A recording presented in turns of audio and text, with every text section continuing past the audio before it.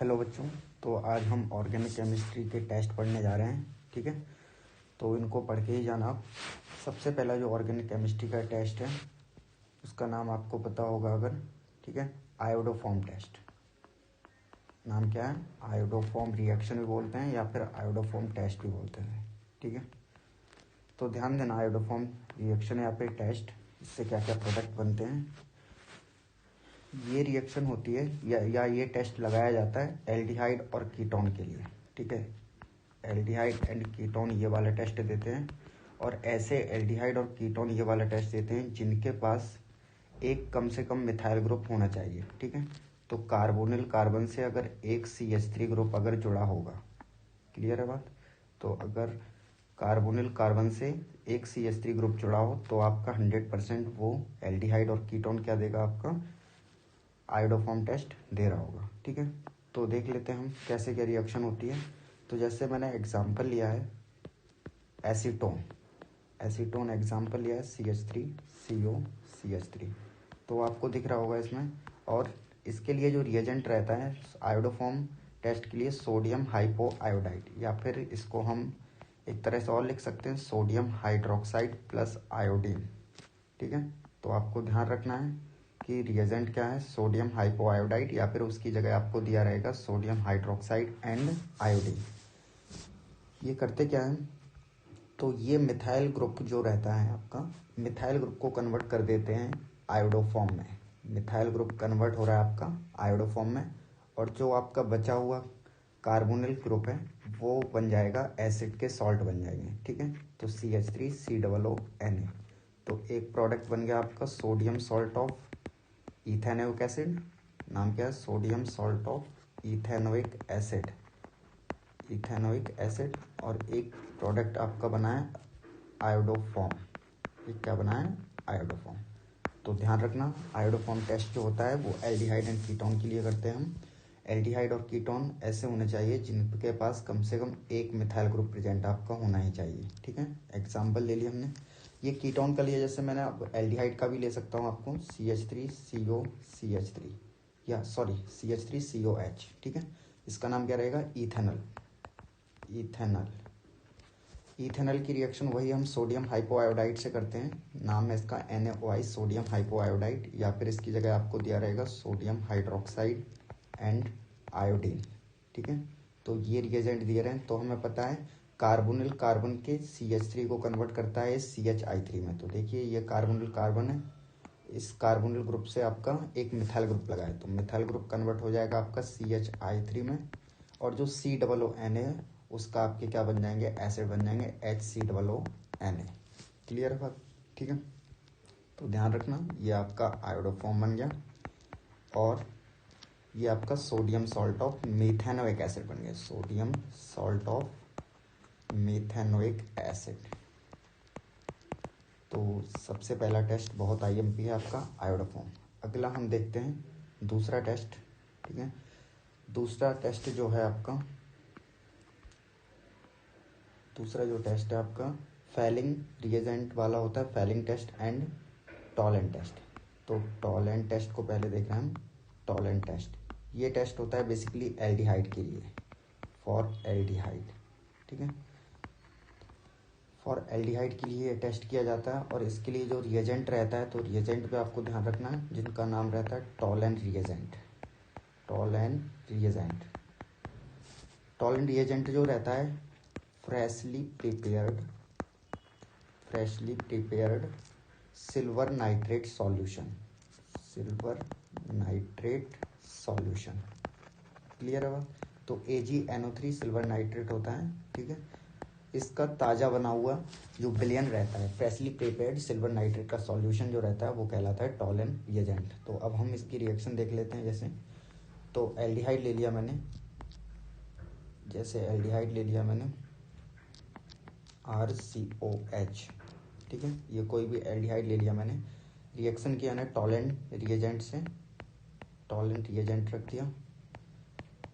तो जो एल्डिहाइड रहता है आपका, एल्डिहाइड का क्या हो जाता है? ऑक्सीडेशन हो जाता है, और ऑक्सीडेशन होके ये बनाएगा सोडियम के सॉल्ट। ठीक है, ये सोडियम के सॉल्ट बन जाएंगे। Sodium salt of carboxylic acid बन जाएंगे।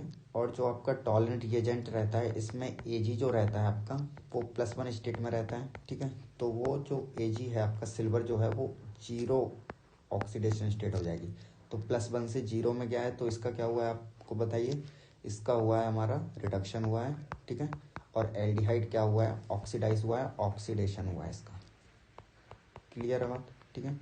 तो ध्यान रखना टॉलरेंट टेस्ट। और जो Ag आपकी ऑक्सीडेशन स्टेट 0 पे मिला है इसका बनता है हमारा सिल्वर मिरर, ठीक है। ये कैसा दिखता है, सिल्वर मिरर। सिल्वर मिरर बनता है इसलिए इसको हम सिल्वर मिरर टेस्ट भी बोलते हैं। तो दूसरा नाम भी ध्यान रखना, टॉलरेंट टेस्ट का क्या है, सिल्वर मिरर टेस्ट, ठीक है। तो सिल्वर मिरर टेस्ट कौन देते हैं, एल्डिहाइड देते हैं, ठीक है। कीटोन कभी नहीं देते हैं। सेम टू सेम होता है आपका Fehling test. Same to same जो तीसरा टेस्ट है आपका वो है फैलिंग टेस्ट। ध्यान रखना है फैलिंग टेस्ट में आपको क्या कि ये भी एल्डिहाइड के लिए होता है। तो सबसे पहले मैं वही पॉइंट लिख रहा हूँ फॉर एल्डिहाइड, ये भी एल्डिहाइड। इसके लिए जो रिएजेंट रहता है वो भी ध्यान रखना आपको। जैसे टॉलरेंट टेस्ट के लिए टॉलरेंट रिएजेंट था, इसके लिए जो रहता है वो फैलिंग रिएजेंट रहता है। फैलिंग रिएजेंट, फैलिंग रिएजेंट जो रहता है वो 2 सॉल्यूशन से मिलकर बना होता है, ठीक है। तो 2 सॉल्यूशन के नाम लिख रहा हूँ मैं। एक जो रहता है एक्वस कॉपर सल्फेट होता है, एक्वस कॉपर सल्फेट, ठीक है, सल्फेट हो गया।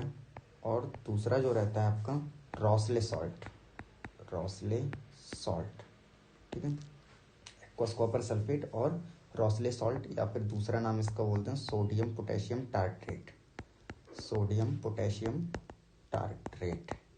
क्लियर है बात। तो ध्यान रखना है आपको फैलिंग रिएजेंट 2 सॉल्यूशन से मिलकर बना होता है या 2 कंपोनेंट से मिलकर बना होता है। ए और बी नाम दे दिए जैसे मैंने। ए कंपोनेंट कौन सा है आपका, एक्वस कॉपर सल्फेट है, और दूसरा कंपोनेंट कौन सा है आपका, रॉसले सॉल्ट, या दूसरा नाम है उसका सोडियम पोटेशियम टार्ट्रेट।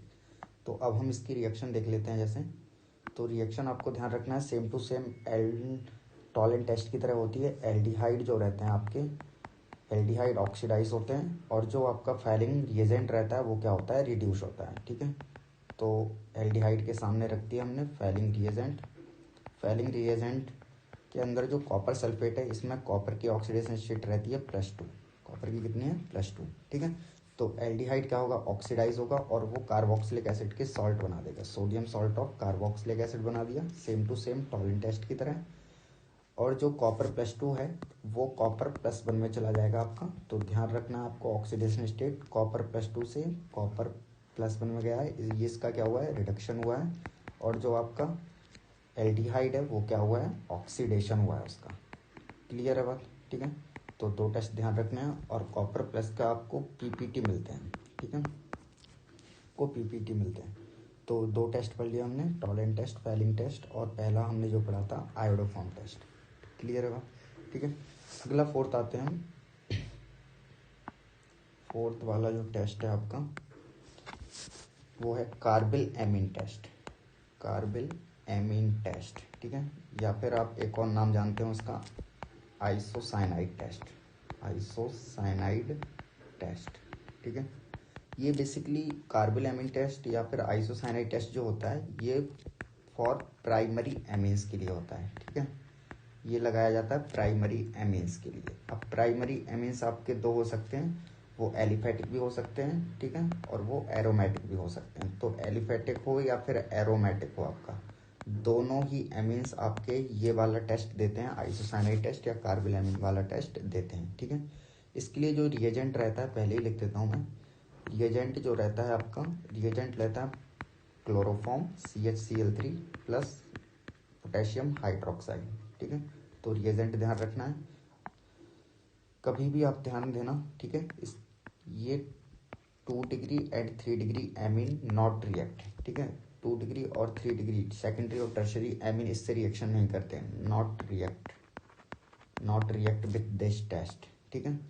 तो अब मैं इक्वेशन लिख रहा हूँ, ठीक है, इसकी रिएक्शन लिख रहा हूँ मैं। जैसे मैंने RNH2 प्राइमरी एमीन्स ले लिए, 1 डिग्री एमीन है, ठीक है। अब ये एलिफेटिक भी हो सकते हैं, एरोमेटिक भी हो सकते हैं। रिएजेंट ले लिया आपका क्लोरोफॉर्म और पोटेशियम हाइड्रोक्साइड, तो इससे क्या बन जाते हैं आपके आइसोसाइनाइड बन जाते हैं, NH2 ग्रुप NC में कन्वर्ट हो जाता है। क्लियर है बात, ठीक है। तो ये बन गया आपके आइसोसाइनाइड। आइसोसाइनाइड, क्लियर है बात। अगला जो टेस्ट आता है आपका, अगला टेस्ट है आपका हिंसबर्ग टेस्ट। फिफ्थ जो टेस्ट है आपका हिंसबर्ग टेस्ट है। ये भी एमीन्स के लिए किया जाता है, ध्यान दीजिएगा इस टेस्ट के लिए। हिंसबर्ग टेस्ट के लिए जो हम रिएजेंट लेते हैं, पहले तो मैं और पहला पॉइंट लिख देता हूँ, ये एमीन्स के लिए टेस्ट होता है, ठीक है।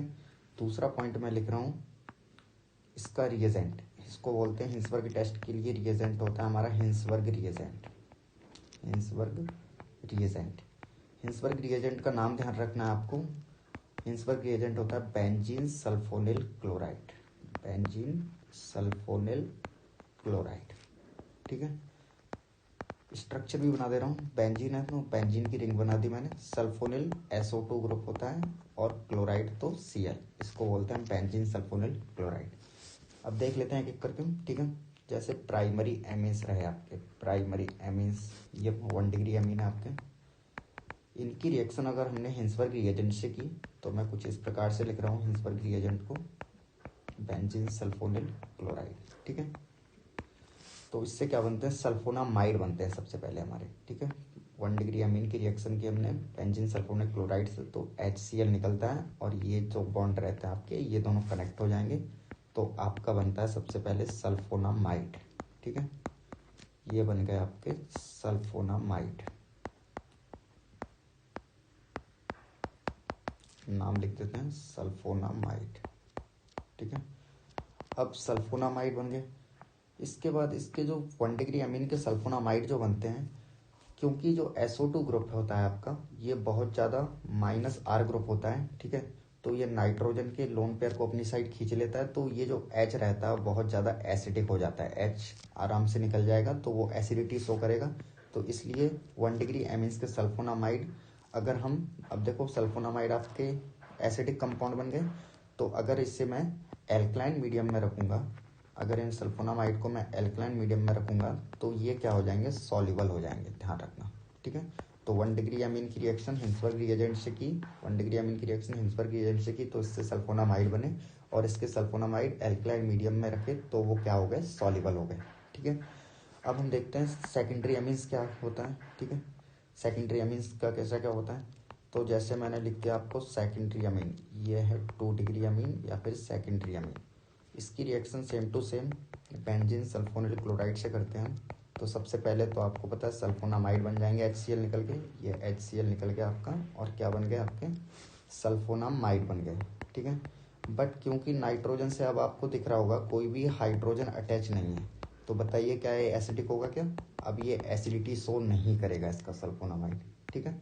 तो ध्यान रखना है आपको कि 2 डिग्री एमीन से सल्फोनामाइड जो बनते हैं वो एल्कलाइन मीडियम में क्या होते हैं, इनसॉल्युबल होते हैं। एल्कलाइन मीडियम में क्या होंगे, इनसॉल्युबल, मतलब सॉल्युबल नहीं होंगे, क्लियर है बात। और अगर मैं टर्शरी अमीन ले लूँ, अगर मैं टर्शरी अमीन ले लेता हूँ, तो आप बताइए क्या ये बेंजीन सल्फोनिल क्लोराइड से रिएक्शन करेंगे क्या। अब देखो HCl तो निकल नहीं रहा है, यहाँ पे H बचा ही नहीं नाइट्रोजन से, ठीक है। तो इसलिए हम बोलते हैं नॉट रिएक्शन, नो रिएक्शन या नॉट रिएक्टेड, क्लियर है बात, ठीक है। तो ध्यान रखना है आपको।